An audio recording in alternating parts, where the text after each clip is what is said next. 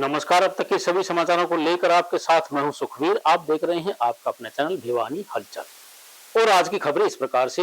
वीरवार को भिवानी के उपायुक्त नरेश नरवाल ने बरसात के मौसम को ध्यान में रखते हुए भिवानी में होने वाले जल भराव के क्षेत्रों व पानी निकासी के पॉइंट्स का निरीक्षण किया। विभिन्न विभाग अधिकारियों के साथ उन्होंने शहर के वाटर ट्रीटमेंट प्लांट्स इत्यादि का भी निरीक्षण करके अधिकारी को आवश्यक दिशा निर्देश जारी किए।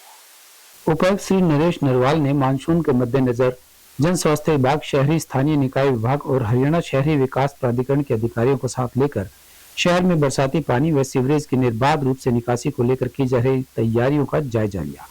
इस दौरान उन्होंने अधिकारियों को निर्देश दिए कि मानसून की बारिश आने से पहले बरसाती नालों की सफाई का कार्य पूरा किया जाए ताकि शहर में जल भराव की स्थिति न बने। निरीक्षण के दौरान एडीसी अनुपमा अंजलि व एसडीएम दीपक बाबूलाल भी मौजूद रहे। डीसी श्री नरवाल ने लघु सचिवालय के सामने बने 45 एमएलडी के पंपिंग स्टेशन पर अमृत योजना द्वारा बनाए गए 139 एमएलडी के पंपिंग स्टेशन, फैंसी चौक, बावड़ी गेट, ढाना रोड व दादरी रोड पर बने एसटीपी के अलावा सेक्टर 13 के पंपिंग स्टेशंस का निरीक्षण किया।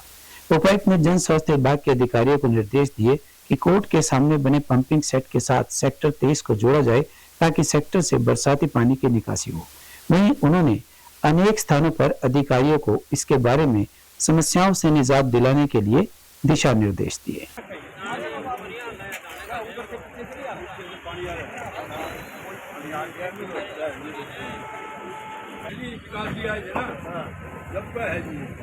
आपको ये बताया जो डिस्पोजल गंदे पानी का जो डाना रोड पर डिस्पोजल बना हुआ है, वहाँ 6 किलो में ओपन लाइन है जिसमें गंदा पानी पड़ने से इलाका दूषित हो रहा है। सुबह शाम जो हजारों लोग घूमने आते हैं ना, वो बदबू से परेशान है। हमारी डीसी साहब की ये रिक्वेस्ट है, अब जो ये है इस पर स्लेब डलवा के अंडरग्राउंड किया जाए ताकि इलाका मत है चारों बड़े भाई वो गंदगी ना फैले। गंदगी के लिए हमने डीसी साहब ने इसके बारे में यशस्वी किया है। नगर परिषद के द्वारा स्वच्छता रैंकिंग में अच्छे अंक प्राप्त करने के लिए 2 स्कूलों के विद्यार्थियों को पढ़ाया जाएगा स्वच्छता का पाठ। यह कहना है स्वच्छ भारत मिशन के सिटी इंचार्ज सनी शर्मा का। उन्होंने बताया कि उनके द्वारा पिछले वर्ष की अपेक्षा स्वच्छता के क्षेत्र में बेहतर रैंकिंग प्राप्त करने के लिए सीनियर सिटीजन और विद्यार्थियों को फोकस किया गया है। नगर परिषद 2023 में स्वच्छता अंक सुधार के लिए विद्यालय में स्वच्छता की पाठशाला लगाएगी। स्वच्छता सर्वेक्षण में अच्छे अंक अर्जित करने के लिए नगर परिषद की टीम लगी हुई है। अब नगर परिषद की टीम विद्यार्थियों को स्वच्छता के बारे में, कचरा उठान और कलेक्शन के बारे में विस्तार से जानकारी देगी, जिसमें सप्ताह में 2 विद्यालय में विद्यार्थियों को मॉडल के द्वारा स्वच्छता का पाठ पढ़ाया जाएगा। इस बारे में स्वच्छ भारत मिशन के सिटी इंचार्ज सनी शर्मा से बातचीत की गई तो उन्होंने बताया कि स्वच्छता रैंकिंग में अच्छे अंक अर्जित करने के लिए नगर परिषद की पूरी टीम लगी हुई है। 2022 में स्वच्छता रेटिंग में भिवानी 241वें नंबर पर था। इस आंकड़े को घटाकर 2023 में रैंकिंग के अच्छे अंक लिए जाएंगे।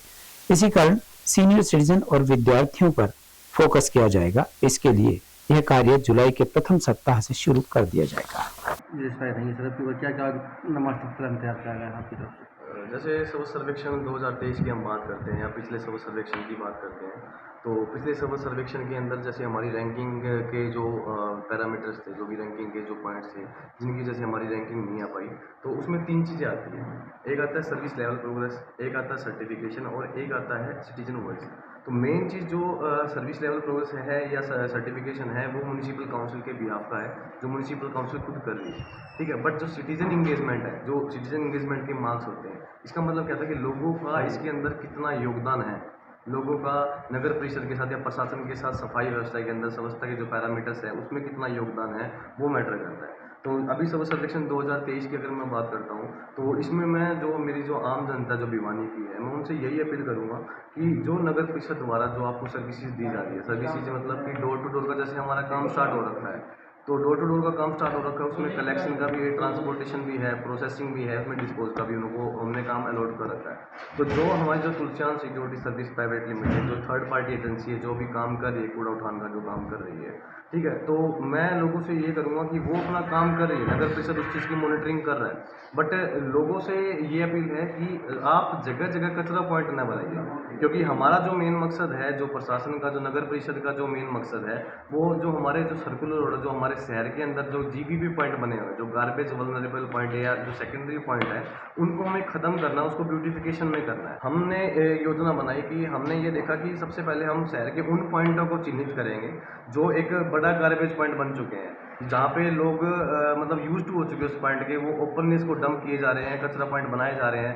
बट मैं ठीक है, हम प्रशासन का जो काम है, नगर परिषद का काम है, वो हम कर रहे हैं, बट हमारी तरफ से एक लोगों को मैसेज ये भी है कि प्लीज़ ओपन के अंदर कूड़े को ना फेंकिए, आपके लिए डस्टबिन की व्यवस्था कर रखिए, जो प्रोमिनेंट लोकेशन है शहर के अंदर, वहाँ पे जगह ट्विंस मिन्स रखे हुए हैं, वहाँ पे डस्टबिन रखे हुए हैं, तो ओपन में गार्बेज को ना फेंक के उस ट्विंस मिन्स का यूज़ करें और इम्पोर्टेंस समझें, ठीक है। एंड दूसरी चीज़ की अभी जो मैंने अभी लेटेस्ट एग्जांपल आपको बताया है कि ये हमारा जो पॉइंट था जीबीपी, उसको हमने ट्रांसफॉर्मेशन दे दिया, मतलब उसको एक ब्यूटिफिकेशन में कन्वर्ट कर दिया है। आपने देखे होंगे कि वहाँ पे टायर टंगे हुए हैं, मतलब वहाँ पे जो अनयूज्ड टायर थे, जो मतलब एक कचरे के अंदर जो फेंक दिए जाते हैं, हमने उस टायर को एक बढ़िया तरीके से उसको मतलब ट्रांसफॉर्म करके उसको बढ़िया तरीके से हमने उसको ब्यूटीफाई करके उसको यूज़ में लिया है, और हमने उसको as a waste to Honda करके मतलब इतना बढ़िया उसको आकृति दे दी है उस पॉइंट को कि एक एज ए सेल्फी मोड पे चला गया था वो पॉइंट। और सबसे अच्छी बात यह है कि जो ट्विटर है, जो ministry of housing and urban affair का, उस ट्विटर पे खुद ministry of housing and urban affair ने उसको ट्वीट किया है। हमारे भिवानी का जो एग्जांपल है, वाकई में हरियाणा के अंदर एक ऐसा एग्जांपल जो भिवानी ने जो पेश किया है, उसकी मतलब ऊपर मिनिस्ट्री तक बात जा चुकी है। तो मैं यही कहूँगा लोगों से कि लोग हमारा मतलब सफाई के अंदर योगदान दें। हमें सिर्फ उनसे यही अपील है कि वो ओपनली डंप ना करें कचरे को, ठीक है। और बाकी शहर के लिए जो योजना है उसको सुंदरीकरण करने के लिए हमारे जो कार्यकारी अधिकारी है अभय यादव जी, और हमारे चेयरपर्सन प्रतिनिधि भवानी प्रताप जी, सफाई नक्शा विकास देसवाल जी, इवन मैं खुद सनी शर्मा, हमने एक अच्छी इसके लिए योजना बना रखी है कि हमें शहर के लिए हमें कुछ ना कुछ ऐसा सौंदर्यीकरण लेके आना है। जिले में इस बार 1,05,500 पंजीकृत किसानों की लगभग 14 लाख क्विंटल सरसों की समर्थन मूल्य पर हुई खरीद। यह कहना है हैफेड के मैनेजर राजेंद्र गिल का। उन्होंने बताया कि जिन किसानों के बैंक खाता नंबर इत्यादि की गलती है, केवल उन्हीं की भुगतान राशि बाकी है, अन्य का भुगतान किया जा चुका है। सरसों की पेमेंट 72 घंटे में किसानों के बैंक खातों में जारी की जानी थी, लेकिन खरीद बंद होने के 1 महीने बाद भी 1535 किसानों को सरसों की पेमेंट नहीं मिल पाई है। इसमें अधिकतर किसान वे हैं जिनकी सरसों हैफेड ने सरकार के लिए खरीदी थी। आड़ती व किसान पेमेंट के लिए हैफेड दफ्तर के चक्कर लगा रहे हैं, लेकिन उनके पास भी कोई संतोषजनक उत्तर नहीं है। इसीलिए किसानों को पेमेंट के लिए परेशान होना पड़ा। जिन किसानों की सरसों की पेमेंट अभी तक उनके बैंक खातों में नहीं आई है, उनके घरेलू कार्य भी पैसों के अभाव में अटक गए हैं। उधर हैफेड के मैनेजर राजेंद्र गिल ने बताया कि कुछ किसानों की पेमेंट बैंक खाता नंबर गलत होने के कारण या खाता बंद होने के कारण उनके खाते में जारी नहीं हो पाई। हालांकि विभाग अपनी तरफ से जरूरी कार्यवाही पूरी कर चुका है। जिन किसानों को पेमेंट नहीं मिली, उन्हें अपना बैंक खाता कृषि विभाग से वेरीफाई करवाने के लिए दोबारा से पोर्टल पर रजिस्टर करवाना होगा। इसके बाद ही पेमेंट जारी हो पाएगी। इसके बाद भी अगर किसान की पेमेंट जारी नहीं हो सकती है, तो फिर मैन्युअली आरटीजीएस के माध्यम से किसानों को राशि जारी करने का प्रावधान भी है। फसल को दिए तो काफ़ी दिन हो गए जी, उठने में दिक्कत रही। अब उठान हो गया ना, 8 तारीख की हमारी सेशन, 7 तारीख की हमारी सेशन अनलोड हो गई। उसके बाद में अभी तक 8-7 दिन लग गए, पेमेंट नहीं आ रही। यहाँ पे बात करते हैं तो कहते हैं हमारी तरफ से सारा प्रोसेस पूरा हो चुका है, चंडीगढ़ से आपकी पेमेंट आएगी। अब पता नहीं चंडीगढ़ वाले कब क्या करेंगे। इतना पैसे की ज़बरदस्त दिक्कत, जिम्मेदार हमारे ऊपर आके वो करते हैं। किसानों की पेमेंट अभी बकाया है। जिस किसान ने ई खरीद पोर्टल पर अकाउंट नंबर गलत डाल दिए गए, रजिस्ट्रेशन गलत कराया गया, या जिसके खाते मैच नहीं हुए, ऐसे भी कई किसानों ने खाते दिए हुए हैं जिसकी हमने तो प्रोसेस करके भेज दी खाते में, लेकिन परंतु वो खाता बैंक ने बताया उसका खाता बंद। तो उनको हमने बताया है कई किसानों से, भाई आप इसकी अकाउंट नंबर है ना, दोबारा ई खरीद पोर्टल पर इसको दोबारा से रजिस्ट्रेशन कराओ और अपने ई खरीद पे इसको वेरिफिकेशन कराओ अकाउंट को एग्रीकल्चर डिपार्टमेंट से, क्योंकि ई खरीद पोर्टल है एग्रीकल्चर डिपार्टमेंट का और मार्केटिंग बोर्ड इसको चलाती है। हमें ऑनलाइन पेमेंट डालते हैं, इसमें कई बार ये त्रुटियां रह जाती है। अब उनके जिन किसानों की वेरीफाई होकर चली गई उनकी पेमेंट आ जाएगी, कोई इशू नहीं है। और फिर भी कोई किसान ऐसे रह जाते हैं जिसकी पेमेंट बंद अकाउंट के कारण या गलत के कारण नहीं आई, तो उनकी फिर मैनुअल पेमेंट के हेड ऑफिस लिस्ट जारी करेगा। अब भाई ये किसान रह गए बकाया, इनकी फिर पोर्टल पे पेमेंट ना होके मैनुअल पेमेंट आ जाएगी आरटीजीएस के थ्रू। सर कई किसानों का कहना चाहिए पूरा डॉक्यूमेंट सही है फिर भी लेकिन नहीं आ रही लग रही, जिनकी कितने फसल बिक्री जा चुकी है, कितने किसानों की बाकी रही सर? हमारे रिकॉर्ड के हिसाब से जी 1,05,551 फार्मरों की पेमेंट जा चुकी है हमारे यहाँ से, और 1,533 फार्मर है जिनकी बाकी है, जिनकी मंडियों में जो माल बचा हुआ है उसकी वजह से उनकी अभी तक पेमेंट नहीं हुई। जैसे ही माल उठता है तभी उसी टाइम उनकी पेमेंट के लिए आगे। हांसी क्षेत्र में रेलवे लाइन पर इंटरलॉकिंग कार्य के चलते लुधियाना भिवानी गाड़ी 21 जून तक रद्द रहेगी। इसी प्रकार गाड़ी संख्या 04571 भिवानी से धुरी तक चलने वाली गाड़ी भिवानी के बजाय हिसार से रवाना होगी। यह गाड़ी भिवानी हिसार के बीच 21 जून तक रद्द रहेगी। इस बारे में दैनिक रेल यात्री संघ प्रधान महावीर डालमिया ने विस्तार से जानकारी प्रदान की।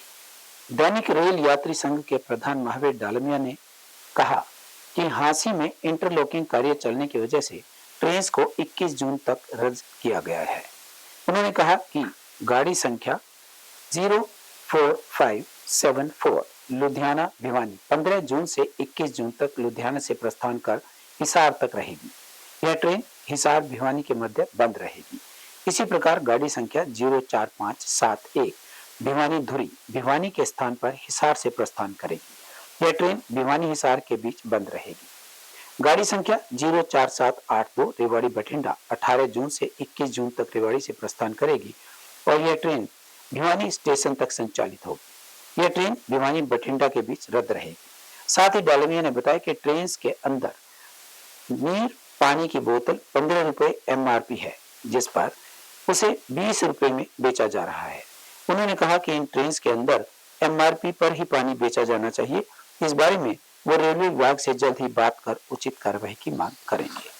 देखिए, रेलवे प्रशासन के नियम है, नियम के तहत जो कुछ ट्रेनें जो हैं जो कम से कम डिस्टर्ब होती है उनको बंद कर रहे हैं। यात्रियों को होने वाली असुविधा के लिए हमें भी खेद है, क्योंकि हांसी में रोहतक नई लाइन बनी है, उन लाइनों को ज्वाइंट करने के लिए देसी भाषा के अंदर इंटरलॉकिंग बोलते हैं। उस इंटरलॉकिंग के चलते कुछ ट्रेनें डिस्टर्ब हुई है। जैसे लुधियाना धुरी वाली गाड़ी उसको हिसार ख़त्म कर रहे हैं, जैसे बठिंडा रेवाड़ी बठिंडा गाड़ी उसको भिवानी ख़त्म कर रहे हैं। तो जहाँ हांसी स्टेशन बीच में आ रहा है उस गाड़ियों को कुछ को बंद कर रहे हैं, ताकि यात्री कम से कम परेशान हो और यात्रियों की सुविधाओं का पूरा ख्याल रख रहा है। मैंने आते ही सारी बातें पता कर ली रेलवे से। जो इंटरलॉकिंग का कार्य है वो समय पे होना चाहिए, समय पे पूरा करने का प्रयास कर रहे हैं, ताकि लाइन का शुभारम्भ किया जा सके हांसी रोहतक मायम का। जो गाड़ियाँ बंद हो रही है वो 21 तारीख तक हो रही है। उसके बाद गाड़ियाँ सभी निर्धारित समय पे आएंगी जाएंगी, कोई किसी को घबराने की जरूरत नहीं है। और एक बात मैं माननीय रेल मंत्री से कहना चाहता हूँ कि मैं कल न्यू जलपाईगुड़ी से हिसार दिल्ली तक आया हूँ और दिल्ली से न्यू जलपाईगुड़ी जाकर गया हूँ। वहाँ यात्रियों के साथ इतनी ज़बरदस्त लूट होती है कि रेल नीर के नाम से रेलवे का अपना ब्रांड है पानी का, और वो 15 रुपये MRP लिखा हुआ है और सभी 20 रुपये यात्रियों से वसूल रहे हैं और पानी भी ठंडा नहीं दे रहे हैं और लोकल पानी के 20 रुपये वसूल रहे हैं। मैं माननीय रेल मंत्री से अनुरोध करता हूँ कि ऐसी जो लूट होती है यात्रियों के साथ ना की जाए एवं जो भी लूट में शामिल हो उस पर सख्त से सख्त कार्रवाई की जाए। जेसीआई भिवानी की इकाई के पदाधिकारियों के द्वारा एक वार्षिक बैठक का आयोजन करके एक नई कार्यकारिणी का गठन किया गया और नवचयनित पदाधिकारियों को शपथ दिलाई। वहीं संस्था के द्वारा क्राउन प्लाजा के नजदीक फ्रीडम ब्लड बैंक में वीरवार को ब्लड बैंक कैंप का आयोजन किया और इस बारे में पदाधिकारियों ने विस्तार से जानकारी प्रदान की। जेसीआई डायमंड की ओर से एक रक्तदान शिविर का आयोजन किया गया। इस अवसर पर लगभग 15 से 20 यूनिट रक्त एकत्रित किया गया। यह ब्लड कैंप क्राउन प्लाजा क्षेत्र में स्थित फ्रीडम ब्लड बैंक में लगाया गया ताकि जरूरतमंदों को समय पर सहायता मिल सके। जेसीआई इस तरह के कार्य समय समय पर करता रहता है। ब्लड डोनेशन डे वाले दिन आज जेसीआई भिवानी, जेसीआई स्टार और जेसीआई ब्लूस ने मिलकर एक ब्लड कैंप लगाया है, जिसमें लगभग 15 से 20 यूनिट ब्लड डोनेट किया गया है। गर्मी को देखते हुए ब्लड बैंक में जो रखने की व्यवस्था था उसको देखते हुए इतनी ही यूनिट की ज़रूरत थी। आगे भी यूनिट की ज़रूरत पड़ी तो JCI हमेशा तैयार रहेगी ब्लड कैंप लगाने के लिए। ब्लड डोनेशन के अवसर पर आज हमारी JCI सभी संस्थाओं ने मिलकर ब्लड डोनेशन किया है और गर्मी को देखते हुए जितने यूनिट की आवश्यकता थी उतना ब्लड डोनेट किया है। आगे भी हम इसी तरह करते रहेंगे। मेरा आज दूसरी बार रक्तदान कर रहा हूँ मैं, और आगे भी ऐसे ही करता रहूँगा। क्या कहना चाहोगे, गर्मी के मौसम में कई बार कमी हो जाती है? हाँ, गर्मी के मौसम में रक्त की कमी हो जाती है, पर समय समय पर ऐसे रक्तदान लगते रहने चाहिए। भारतीय समाज दल JCI की 4 संस्थाएं व भारतीय समाज दल द्वारा रक्तदान शिविर का आयोजित किया गया। इसको ये साथी बढ़ चढ़ कर भाग लेते हैं। मैं सभी रक्तदाताओं को भिवानी रक्तवीर परिवार की तरफ से हार्दिक शुभकामनाएं अर्पित करता हूँ और इनका धन्यवाद करता हूँ, क्योंकि गर्मी के समय इस समय ब्लड की डिमांड ज्यादा है और इन्होंने आकर रक्तदान शिविर किया। शिविर के दिवस पर हमारी JCI भिवानी स्टार ने रक्तदान का शिविर का आयोजन करा है, जो हमारी 2-3 संस्थाओं के सहयोग से 20 यूनिट खून दिया गया है और आगे भी हम भविष्य में लोगों की सहायता करते रहेंगे। किसी को मदद की जरूरत होगी वो भी करते रहेंगे। आज हमारी JCI भिवानी स्टार और भारतीय समाज सेवा दल की तरफ से ब्लड बैंक का कैंप लगाया गया यहाँ पर फ्रीडम हॉस्पिटल में। मैं समाज के प्रत्येक व्यक्ति से कहना चाहूँगा कि ब्लड बैंक अपने जीवन में जितनी बार अधिक से अधिक करो वो करना चाहिए। ये क्या पता जीवन में किसके कब और कब काम आ जाए। वहीं इस अवसर पर JCI की ओर से एक विशेष बैठक भी की गई, जिसमें वार्षिक बैठक के रूप में वहां चर्चा की गई और अनेक कार्यों को विस्तार से रूप दिया जाने के पर भी चर्चा की गई। हरियाणा का विजिट पे हूँ। हरियाणा मतलब हम जोन 10 कहते हैं इसको। JCI इंडिया पे पूरा JCI इंडिया पे 25 जोन है, इसमें जोन 10 हरियाणा पे था पूरा। अभी आज भिवानी में हूँ। अभी सिर्फ इधर प्रोजेक्ट है, इधर लोकल चैप्टर में क्या प्रोग्राम चल रहा है, इसमें क्या प्रोग्राम हो रहा है, इसलिए सिर्फ विजिट करने के लिए आ रहा हूँ। किस प्रकार की गतिविधि जैसे सामाजिक कार्यों में JCI भाग लेते हैं, अलग-अलग काम, अब की बार क्या टारगेट रखा गया है, किस प्रकार की अचीवमेंट होगा? हम JCI का काम है इधर, यहाँ एक यूथ डेवलपमेंट का और एक कम्युनिटी सर्विस का भी है इधर। इसका हमको कहता है one local one sustainable project नाम का एक प्रोजेक्ट है। इसमें लोकल में कोई प्रॉब्लम है तो वो आइडेंटिफाई करके उसका सोल्यूशन देने के लिए एक प्रोजेक्ट कर रहे हैं। इसलिए हम तो स्कूल्स पे प्रोजेक्ट कर सकते हैं और कॉमन प्लेस है तो उसमें भी कोई प्रोजेक्ट कर सकते हैं। तो कम्युनिटी वाला का चाहिए तो वो प्रोजेक्ट कर सकते हैं। ब्लड डोनेशन कल हुआ था, इसके लिए पूरा इंडिया में हमें ब्लड डोनेशन कैंप चला रहा है। कि उसके बाद और मेडिकल कैंप का भी पूरा प्रोग्राम है और क्लीन प्लेट अवेयरनेस का प्रोग्राम भी चल रहा है और धान नाम का प्रोजेक्ट है, फूड डोनेशन का प्रोजेक्ट है। किसी जगह पे फूड चाहिए तो वहाँ भी फूड दे रहा है। तो ज़्यादा प्रोजेक्ट ऐसा चल रहा है, चलते ही रहेगा। और JCI इंडिया में बहुत सारा अपॉर्चुनिटीज़ है। इसमें एक कम्युनिटी सर्विस का भी है, एक लीडरशिप डेवलपमेंट का और ट्रेनिंग का भी ज़्यादा ट्रेनिंग दे रहा है। एक ट्रेनिंग में एक इंडिविजुअल थोड़ा ईजिली डेवलप हो जाएगा, इसके लिए ट्रेनिंग भी हमें मौका दे रहा है। और इसके बाद बिजनेस के लिए भी जेकॉम नाम का एक बिजनेस का कनेक्ट बिजनेस ट्रेनिंग प्रोग्राम दे रहा है। बिजनेस कनेक्ट करने के लिए जेकॉम टेबल कहता है इसको। और यहाँ से दिल्ली में और दूसरा जगह पे इंडिया में पूरा जगह पे हमारा टेबल्स है, इसमें थोड़ा बिजनेस एक्सचेंज करने का मौका मिल जाएगा इनको। तो इसे ज़्यादा सारा अपॉर्चुनिटीज है इधर ही, सिर्फ लीडरशिप डेवलपमेंट। भिवानी के निकटवर्ती गांव नाथुआस में देशवासियों की सुख शांति की कामना से भीषण गर्मी में 41 दिनों की तपस्या में लीन महंत नंदलाल गिरी की तपस्या का समापन वीरवार को हो गया। बाबा फूलपुरी धाम में तपस्या के समापन पर ग्रामीणों के द्वारा विशाल भंडारे का आयोजन किया गया। गौरतलब है कि यहाँ के ग्रामीण कभी भी अपनी गाय भैंस का दूध नहीं बेचते। भिवानी के नजदीकी गांव नाथुआस में सालों पहले बाबा फूलपुरी महाराज ने गांव से महामारी को खत्म किया था। तब से लेकर लोग इस गांव में दूध नहीं बेच रहे हैं। नाथुआस के ग्रामीणों ने बताया कि उनके गांव में सैकड़ों सालों से दूध नहीं बेचा जाता है। यहाँ यह मानना है कि यदि कोई अपने पशुओं का दूध बेचता है तो उसके साथ कोई न कोई अनहोनी घट जाती है। उन्होंने बताया कि दूध 70 रुपए व लस्सी 40 रुपए किलो मिलते हैं, लेकिन गांव से दूध या लस्सी बिल्कुल भी नहीं बेचा जाता है और लोगों को जिसको भी जरूरत है उसे दूध या लस्सी निःशुल्क ही दिया जाता है। इस अवसर पर यहाँ 41 दिन की तपस्या के बाद एक विशाल भंडारे का आयोजन भी किया गया। कहानी तो ये है जी, बहुत पुराना इतिहास है बाबा फुलपुरी महाराज का। इन्होंने जो है मेन चीज़ तो ये है भी, गांव में कभी दूध नहीं बिका बाबा जी के आदेश के बाद। पशुओं में बीमारी आ गई थी, आदमियों में आ गई थी, तो महाराज जी ने जो है बंधन लगाया था इस चीज़ के बारे में। तो पशुओं की बीमारी भी ठीक होगी और आदमियों की भी। तो उस कम से कम नो समझो 150 पौने 200 साल पहले की घटना है बाबा फुलपुरी धाम की। नहीं, बिल्कुल नहीं बेच सकते। अगर किसी ने प्रयास किया है तो उसको नुकसान ही उठाना पड़ा है। और यहाँ बाबा जी के धाम पे आके उन्होंने माफ़ी मांगी है इस चीज़ के लिए भी, महाराज जी हमारे को क्षमा करो, हमारे से जो गलती हुई है उसको सुधारेंगे। आज जो भंडारा लगाया गया है वो हमारे नंदलाल गिरी जी महाराज है, जो डेरे के मालिक हैं।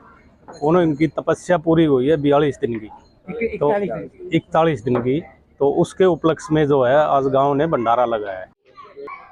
इसका कारण ये है जी, अपने बाबा की मानता है अपने गांव में, हमारे नाथवास में, जिसकी में या हर प्रवासी को, हर 6 महीने प्रवासी को भंडारा लगता है।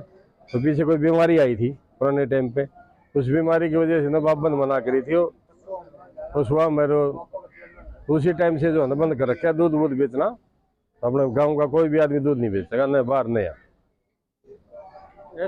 एक दो आदमी ने बाहर रहे, उन्होंने करी थी, उनको तकलीफ हुई, तकलीफ होने के बाद भी आके माफी मांगी, प्रसाद बैठ के हाथ जोड़ के वो ठीक होगी। भाई बाबा जी ने कुछ बंधन ऐसे बांधे थे जिनमें गांव से इंसानों से गलती हुई थी, जैसे डुगडुगी नहीं बजेगी, कोई तंबंद नहीं करेगा,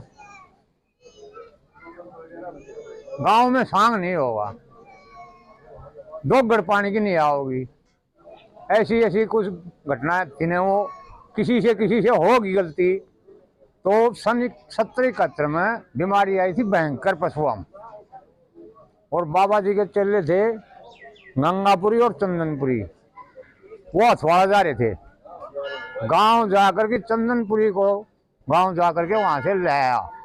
बाबा जी ने गांव में बंधन बांधा, अपनी चौपाल के दोनों तरफ गलियां हैं, उन गलियों के ऊपर से रस्सी बांध रखी थी।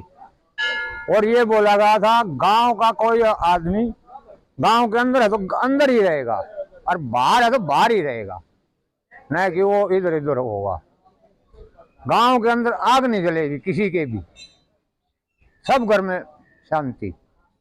ऐसा बंधन बांधा था।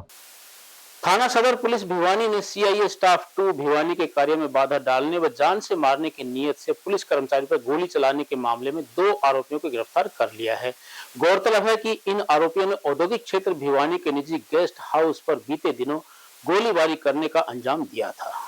सीआईए स्टाफ 2 की टीम थाना औद्योगिक क्षेत्र भिवानी में एक गेस्ट हाउस के बाहर मंथली के लिए फायरिंग करने के मामले में आरोपियों की धरपकड़ के लिए दादरी भिवानी रोड गांव हलवास के पास मौजूद थी। पुलिस टीम को विश्वसनीय सूत्रों से सूचना प्राप्त हुई थी कि वारदात में वांछित 2 आरोपी मोटरसाइकिल पर नया बाईपास पर गांव ढाना के पास पुल के रास्ते से नया बस स्टैंड एरिया भिवानी की तरफ आ रहे हैं। पुलिस टीम के द्वारा सूचना की महत्वता को देखते हुए नया बाईपास लोहरू रोहतक रोड पर गांव ढाना के पास बने पुल के पास पहुंचकर नाकेबंदी की गई। पुलिस टीम के द्वारा आरोपियों को रुकने का इशारा करने पर मोटरसाइकिल पर सवार एक आरोपी के द्वारा पुलिस टीम के ऊपर जान से मारने की नियति से गोली चला दी गई। वहीं पुलिस टीम के द्वारा आत्मरक्षा में आरोपियों के ऊपर जवाबी क्रॉस फायरिंग की गई। कड़ी मेहनत करके दोनों आरोपियों को काबू किया गया।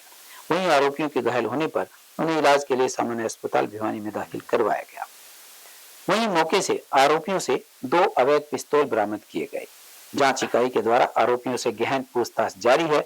इसी कड़ी में आरोपियों को माननीय न्यायालय में भी पेश किया गया। ये दिनांक 3/6/2023 को है ना, एक नए बस स्टैंड भिवानी के पास गेस्ट हाउस पर गोली चलाई थी। और फिर उन्होंने उसके बाद वीरेंद्र दिनेश गुड ट्रांसपोर्टर है जो अलवास रोड पे, उसके मैनेजर के ऊपर गोली चलाई थी, जिसमें उसी टाइम इनके नाम हो गए थे, सैंडी था, एक खलीफा था। तो इसको दिनांक 10/6 को मुठभेड़ के दौरान में पकड़ने की कोशिश की सीआईए ने, तो वहाँ उन्होंने पुलिस पार्टी पर फायरिंग की। मुठभेड़ होने पर इनको काबू कर लिया था। तो उनको चोटें लगी थी, दाखिल हो गए थे। आज इनको इस जो मुठभेड़ वाले मुकदमे में हैं, उसमें इनको आज अरेस्ट कर लिया।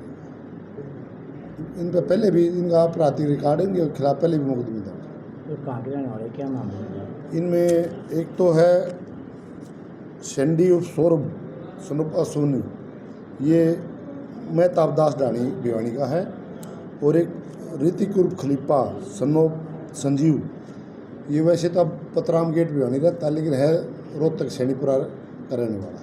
जीतवाला जोहड़ के निकट विकास हाई स्कूल की गली के रिहायशी क्षेत्र में बनाए जा रहे गोदाम के खिलाफ क्षेत्रवासियों ने जिला प्रशासन के खिलाफ जोरदार प्रदर्शन किया।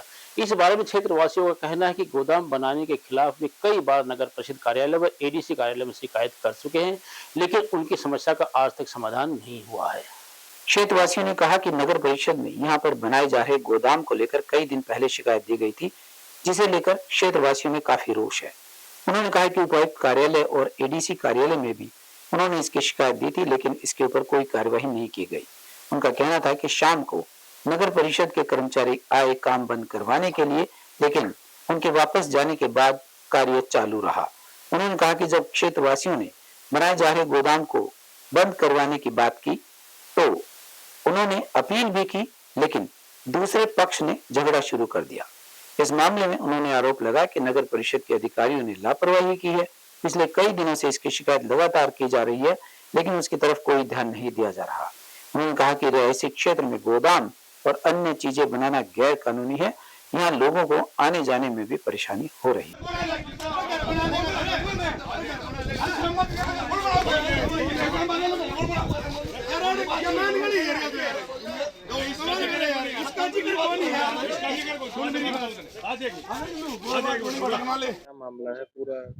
मेरा नाम सोनू भट्टी है, मस्जिद वाला जोड़ शास्त्री नगर भिवानी गली नंबर 2 का रहने वाला हूँ। मेरी गली रिहायशी कॉलोनी है और यहाँ पर अवैध गोदाम व फैक्ट्रियों का निर्माण किया जा रहा है।